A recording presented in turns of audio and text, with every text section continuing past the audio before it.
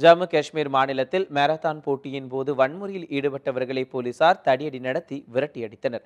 ஸ்ரீநகரின் ஷஸ்ரத் பால் பகுதியில் உள்ள காஷ்மீர் பல்கலைக்கழகத்தில் பிரம்மாண்ட காஷ்மீர் மாரத்தான் என்ற பெயரில் 21 கிலோமீட்டர் தொலைவு மாரத்தான் நடைபெறவிருந்தது. இதில் பங்கேற்பதற்காக அங்கு குவிந்த இளைஞர்கள் பாகிஸ்தானுக்கு ஆதரவு தெரிவித்து முழக்கங்களை எழுப்பினர். அப்போது பாதுகாப்பு பணியில் ஈடுபட்டிருந்த பாதுகாப்பு படையினர் மீது கற்கள் வீசப்பட்டதால் அங்கு வன்முறை வெடித்தது. பதற்றத்தை தணிக்க கலவரக்காரர்களை போலீசார் தடியடி நடத்தி கலைத்தனர். இதனால் அப்பகுதி போர்க்களம் போல காட்சியளித்தது.